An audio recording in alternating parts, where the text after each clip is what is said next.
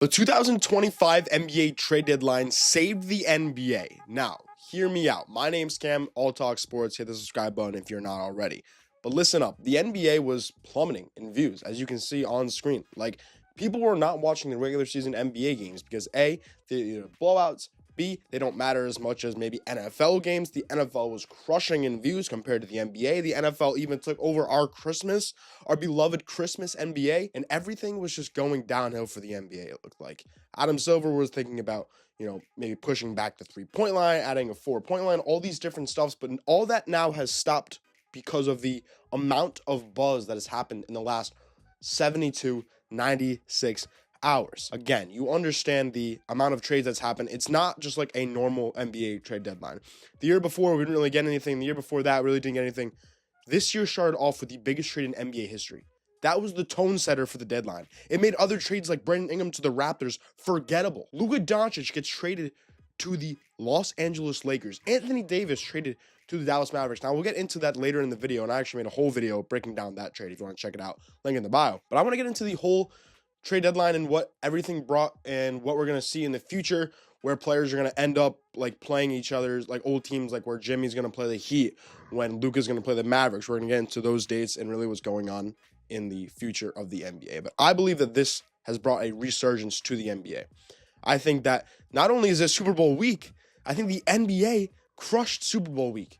Right? You didn't really see any media from the Super Bowl because you saw all the trades going on in the NBA. And I think that is what fans wanted. Fans wanted to not only see a shakeup, they wanted to see a new product on the screen they're watching. On the NBA courts they're watching. Like, I love to go to games, but if the Celtics are just going to blow out, the Pacers by 40 on a random Tuesday night, why am I going to pay $150 to sit all the way up top?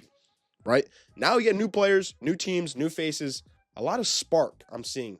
Right, even like the little trades, like DeAndre Hunter to the Cavs. So let's break down almost every single trade, starting with Luka Doncic from the Mavericks to the Lakers. Obviously, the Lakers get a future right now, right? And I'm only going to spend 30 to 60 seconds on each trade.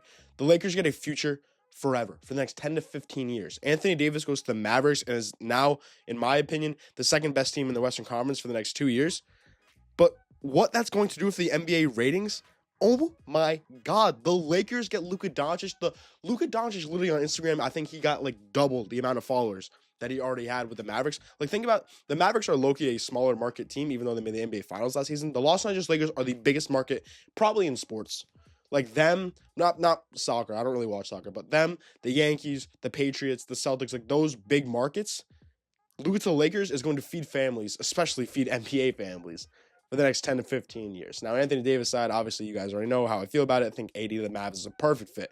Next, let's go with De'Aaron Fox. De'Aaron Fox to the Spurs. Like, the Spurs now get a front or a guard to work with Victor Wembanyama. That's absolutely elite. And De'Aaron Fox absolutely went off in his first game with the San Antonio Spurs. He said he loved the defensive impact of this team, and I think that's a scary team in the West. Again, in that trade, Zach LaVine went to the Kings. They're not working out as well. They also acquired Jonas Valanciunas, if you did not know. Brandon Ingram got sent to the Toronto Raptors to play with my boy, Scotty Barnes. I think that's a great duo. If this is going to work, I don't know. Are they going to even pay him? I don't know. But again, like, those trades is like the fun, the new in the NBA, and I'm so excited to watch post All-Star break NBA action. New places, new teams, new faces.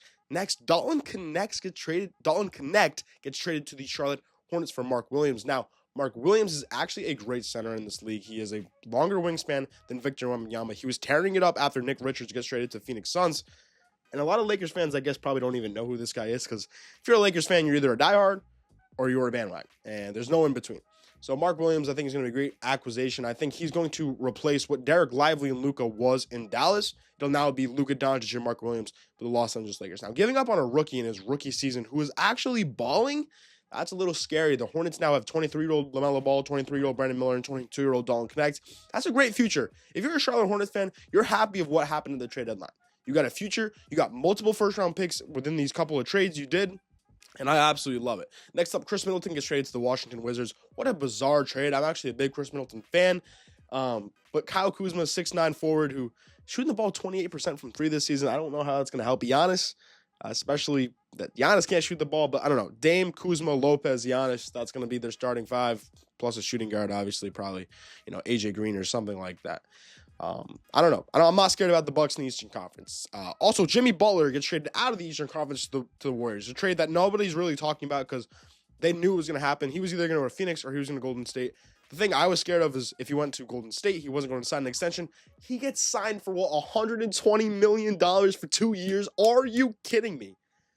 Like, as a Warriors fan, are you happy? Are you sad? Are you happy that you actually got Jimmy Butler? Are you sad that you signed him for 2 years, 120? I don't know. A lot of the Heat fans in my comment section were saying that the Heat absolutely ripped them off. Do you guys not understand who Jimmy Butler is? And especially Jimmy Butler in the playoffs. He did not want to win in Miami this season. He was not trying. He was suspended, right? You're acting like the Heat fans are acting like, oh, you got Jimmy Butler, who's a bum. Warriors fans, you should be happy. Him, Draymond, and Steph in the playoffs, and you're like, oh my God, Draymond Green in 2025. No. Defensively, that's a different unit. I'm excited to see what the Golden State Warriors can do in the playoffs, especially adding Jimmy Butler. Now, another playoff team, probably record-wise, the second best team in basketball right now, the Cleveland Cavaliers make a huge addition, DeAndre Hunter. Now, at the time of this recording, they don't have Ben Simmons yet, but it's either going to be Ben Simmons to the Clippers or Ben Simmons to the Cavs. That's another big forward that can defend the ball. That's what the Cavs have. And another big forward who can defend the ball that actually can shoot the three is DeAndre Hunter. Great addition for Cleveland. They give up Georges Niang, who losing Georges Niang might be a bigger add than actually getting DeAndre Hunter, if I'm being for real. So that's a huge pickup for the Cleveland Cavaliers. They get rid of Karis LeVert, who's a spark plug off the bench. That kind of hurts, especially if you're a Cavs fan. I know a bunch of Cavs fans. Shout out Gary. Shout out Max. I don't know. Let me know down below if you guys are watching this video, how you guys feel about it. Another trade that was kind of you guys probably missed with all the madness that was going on the last 72 hours. Bogdan Bogdanovic got traded from the Hawks. Another Hawks player that gets traded to the Clippers for Trey Mann and Bones Highland. I don't know how I feel about it. The Clippers are pretty much balling, and nobody really thought they were because, Kawhi Leonard was going to miss the first half of the season. James Harden is aging. No. Norman Powell takes over, averaging 24 points per game. James Harden is an all-star. Kawhi Leonard is finally getting back to where he's supposed to be. They add Bogdan Bogdanovic, who is a three-point sniper off the bench. He could even start for this Clippers team. A lot of guard-heavy Clippers team, or this Clippers team is pretty guard-heavy, especially with, James Harden, Norman Powell, now Bogdan Bogdanovic, so they don't really have that true point guard outside of James Harden. But those are the bigger trades, and the days I'm looking forward to is February 25th, the Dallas Mavericks play the Los Angeles Lakers. I'm going to be tuned into that game. I'm sure that'll be the most watched regular season game this season. The NBA ratings are only going to go up and up and up and up and up and up and up because of this trade deadline. Adam Silver is, I don't know if he was in on it. He definitely was not in on it, but he is foaming at the mouth of what that's going to do to his pockets and his league. Another day is March 25th. The Warriors play the Heat. Another game where, Jimmy gets to play his old team. The Heat, low-key, I don't know. Andrew Wiggins, Tyler Hero, and Bam Adebayo. Like, that's your big three? Dog. I don't know. I think it's good that they're finally giving the reins to Tyler Hero. I think he can be a ball-dominant guard who averages 25 to 30 points per game in a season where he is, shooting 50% of the shots for his team or 60% of the shots for his team. So we'll see. Next season is really going to be the tell-all of how these trades happen. Will players re-sign? Will players get traded again from their teams? I don't know. Like Chris Middleton, is he going to be a Washington Wizard next year? I don't know. If you guys like this style of content, make sure to hit the follow button for more. I'm going to be doing more style of content with actually more guests throughout the season. So my name's Cam, All Talk Sports. Peace.